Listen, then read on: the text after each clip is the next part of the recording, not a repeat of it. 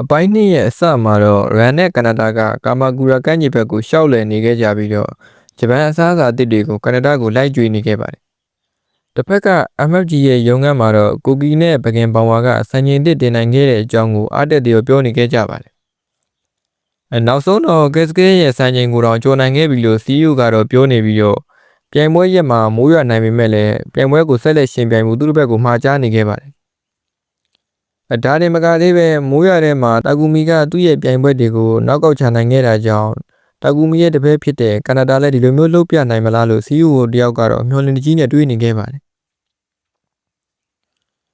ဥကာဒါကတော့မိုးရွာထဲမှာပြန်ရမှာဆိုတော့နှစ်ဘိန်းရဲ့ကားဖြစ်တဲ့86အတွက်အခက်တွေ့နေပါပဲလို့တွေးပူနေပြီးတော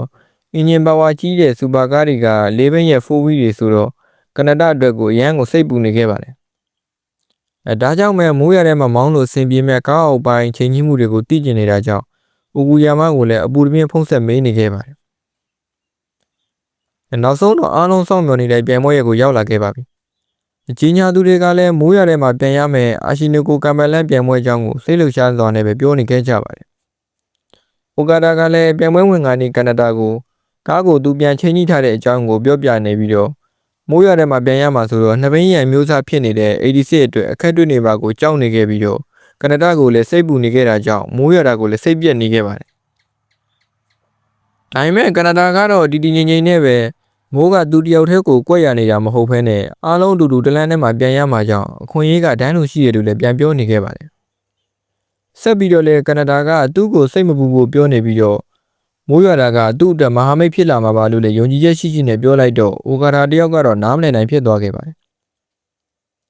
။ဒီလိုနဲ့ပြန်ပွဲကလည်းစတင်မှုအချိန်နီးလာနေတော့ပြန်ပွဲဝင်ကားသမားတွေကလည်းဘတ်စကားပေါ်ကနေဆင်းလာနေခဲ့ကြပြီးကိုကားရှိရာကိုလည်းသွားနေခဲ့ကြပါတယ်။အိုဂါဒါကလည်းကနေဒါကိုစကားပြောဆက်ကနေပြီးတော့သူတပည့်ထက်ပေးထားတာကိုလည်းလှမ်းသတိပေးနေခဲ့ပြီးတော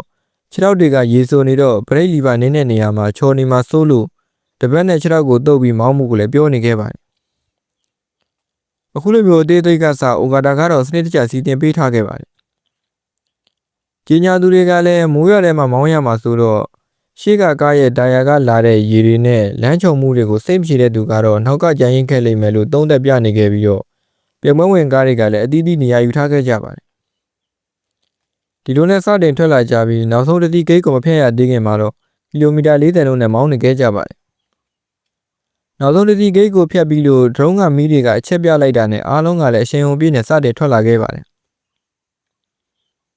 ်မိုးရွာထဲမှာအပြင်းထန်မောင်းနေခဲ့ကြပြီးတော့စထွက်ပြီးမကြခင်မှာပဲတစ်စီးကိုတစ်စီးအပြိုင်ဆိုင်နဲ့ကြော်တက်နေခဲ့ကြပါတယ်ဆာကာမိုတိုကလည်းရိုစကေးချမှတ်ထားတဲ့စီးကမ်းတွေကရှုပ်ထွေးပေမဲ့မိုးရွာထဲမှာတော့ဖိုးဝီကားတွေကအားသာချက်ဖြစ်နေလို့ဒါကိုအမိရအသုံးချရမယ်လို့လည်းတွေးနေခဲ့ပါတယ်တစ်ဖက်ကကိုကီကလည်းမိုးရွာတာကိုမျက်စိကျင်ခဲ့ပါဘာဖြစ်လို့လဲဆိုတော့ဘကင်ပါဝါရဲ့ကားထဲသူ့ရဲ့ကားကအင်ဂျင်ပါဝါနည်းနေတော့မိုးရွာထဲမှာဆိုအင်ဂျင်အားတွေကတိတ်သုံးဝင်လို့ပဲဖြစ်ပါတယ်ဘကင်ပါဝါကလည်းဒါကိုသိနေခဲ့ပြီးတော့သူ့ရဲ့မိုးရွာထဲမှာမောင်းတဲ့ပုံစံကအကောင်းဆုံးပဲလို့ထင်နေပြီးသူ့ကိုရှော့မတွက်ဖို့ကလည်းစိတ်ထဲကနေပြောနေခဲ့ပါတယ်ဒီလိုနဲ့မိုးရွာထဲမှာအပြင်းထန်မောင်းနေခဲ့ကြပြီးတယောက်မှကိုတယောက်ကစောင့်ကြည့်နေကြရင်းနဲ့ပြန်ပွဲလိုင်းရဲ့မရဏဇုံကိုစတင်ဝင်လာနေခဲ့ကြပါပြီကျင်းညာသူတွေကလည်းဒီလမ်းပိုင်းကမိတောင်ကလာတဲ့ပြာတွေကလမ်းကိုချော်စေတဲ့အပြင်မိုးပါရွာထားတော့ဘတော်လိုဖြစ်နေပြီးတော့လမ်းကိုပူချော်စေတယ်လို့လည်းကျင်းညာနေခဲ့ပါတယ်တတိပိတိဝင်လာနေခဲ့ကြပြီးဒိုင်ကိုကလည်းသူ့နောက်ကနေကတ်မောင်းပြီးဖိအားပေးနေတဲ့မေဇွန်တို့ကြောင့်အခက်တွေ့နေပြီးတော့အချိန်ပိုတင်လိုက်တဲ့အချိန်မှာတော့ကားကဟန်ချက်ပါပြတ်သွားခဲ့ပါတယ်ဒါကိုခွင်ကောင်းယူပြီးတော့မေဇွန်တို့ကလည်းကြော်တက်သွားခဲ့ပါတယ်မေဒိုနိုကတော့သူကြော်တက်လိုက်တာကိုကျင်းနေပြီးတော့ဒိုင်ကိုကတော့လမ်းကဒီလောက်ထိချော်လိမ့်မယ်လို့မထင်ထားဘူးလို့လည်းပြောနေခဲ့ပါတယ်။ကနေဒါကတော့အခုချိန်ကြီးအေးဆေးဆေးမောင်းနေခဲ့ပြီးခြေတွေကိုလည်းစောင့်ကြည့်နေခဲ့ပါတယ်။ဒါပေမဲ့သူ့နောက်ကယာနာဂီကတော့ကနေဒါကအခုချိန်ကြီးအေးဆေးမောင်းနေတာကိုဘာကြောင့်လဲလို့တွေးနေပြီးတော့အရင်ပြိုင်ပွဲမှာဆိုမထင်မှတ်ထားတဲ့ပုံစံတွေကိုလုတ်ပြတတ်တာကြောင့်ကနေဒါကိုလည်းထင်ကြီးနေခဲ့ပါတယ်။ပြိုင်ပွဲကလည်းအကျိတ်နဲ့ရှိလာနေခဲ့ပြီးနိုဇိုမီကတော့လမ်းရမ်းချော်နေတာကြောင့်ကားကိုထိန်းချုပ်ဖို့ကိုလည်းအသေးအတန်ကြိုးစားနေခဲ့ပါတယ်။ပြန်ပွဲဝင်15ယောက်လုံးကမရဏဇုံမှာဂယူးတဆိုင်မောင်းနေကြပြီးဘကင်ပောင်ဝါကတော့ရှေ့ကဥဆောင်နေခဲ့ပါတယ်။သူ့နောက်မှာတော့ကိုကီလည်းရှိနေပြီးတော့အီရှိကာမီအခါဘာတို့ကလည်းအစင်းလိုက်မောင်းနေခဲ့ကြပါတယ် ကြီးညာသူတွေကလည်းအားလုံးကအပြင်းထန်ပြိုင်နေတဲ့ကြားထဲမှာတော့ကနေဒါကဘာလို့ဒီလောက်ထိတည်ငြိမ်နေတာလဲလို့လည်းမေးခွန်းထုတ်နေခဲ့ကြပါတယ်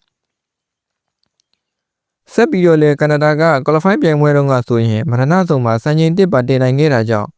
အခုလိုငြိမ်နေတာကသူဘာမှမလုပ်ရသေးရကိုပြနေပြီးတော့အားလုံးကိုချင်းချောက်နေသလိုပဲလို့လည်းပြောနေခဲ့ပါတယ်ပြိုင်ပွဲဝင်ကားတွေကလည်းမရဏဆုံကိုကြော်လာပြီးတော့ရှေ့ပါကတောင်တင်းလိုက်ဖြစ်နေပြီးတော့မိုးကလည်းရွာထားတာကြောင့်လမ်းချုံမှာကိုဆိုးလို့ကျူးဆိုင်မောင်းနေခဲ့ပါတယ်အိုဒါနီကလည်းကနေဒါကသူ့ကိုကတ်မောင်းပြီးဖိအားပေးနေတော့သူအကြံအိုက်နေခဲ့ပါတယ်အင်ဂျင်မဝါကွာပြီးတော့လမ်းကချော်နေတော့လမ်းပြောင်းမှမကြောပဲအကွေးကပဲကြော်မယ်ဆိုတာကိုလည်းသူသိနေတော့အတွင်းမဲ့လမ်းကြောကိုပိတ်မောင်းပြီးတော့အတက်နိုင်ဆုံးလမ်းကြောမပေးရအောင်လည်းလုပ်နေခဲ့ပါတယ်ဒါပေမဲ့ကနေဒါကတော့အတွင်းမဲ့လမ်းကြောမရတော့အပြင်ဘက်ကနေပဲကြော်တက်ဖို့ကိုလမ်းကြောပြောင်းလိုက်ပါတယ်ဒီအခြေအနေကြောင့်အိုဒါနီနဲ့ယာနာဂီပါကြောင်သွားပြီးတော့ဘေးချင်းကအနေထားနဲ့မောင်းနေတဲ့ကနေဒါကြောင့်အိုဒါနီတယောက်ကတော့အခက်တွေ့နေခဲ့ပါတယ်ဒီလိုနဲ့နောက်တစ်ခွင့်မှာတော့အတွင်းဘက်လမ်းကြောရသွားတဲ့ကနေဒါကလှလှပပလေးပဲကြော်ပြသွားခဲ့ပါတယ်ဒီလိုမျိုးမဖြစ်နိုင်တဲ့အနေအထားတွေကနေပညာသားပပကြော်ပြသွားတော့နှစ်ယောက်စလုံးမှာမခံမရနိုင်ဖြစ်နေခဲ့ပါတယ်အပိုင်းနှစ်ကတော့ဒီမှာတင်ပြီးဆုံးသွားခဲ့ပါတယ်ဒါပေမဲ့ဒါဟာကနေဒါရဲ့အဆန်းအဆအစစ်မှန်တွေကိုပြသဖို့အစာပြိုးလိုက်တာပဲရှိပါသေးတယ်မိုးရွာထဲမှာသူ့ရဲ့86ကားလေးနဲ့ကနေဒါတယောက်ဘလိုတွေမြုံနိုင်စရာကြော်ဖြတ်မှုတွေနဲ့အားလုံးကိုထပ်ပြီးအံ့ဩအောင်လုပ်ပြအောင်လဲဆိုတာကိုတော့နောက်တစ်ပိုင်းမှာဆက်လက်စောင့်ကြည့်ရမှာပဲဖြစ်ပါတယ်အားလုံးကိုကျေးဇူးအများကြီးတင်ပါတယ်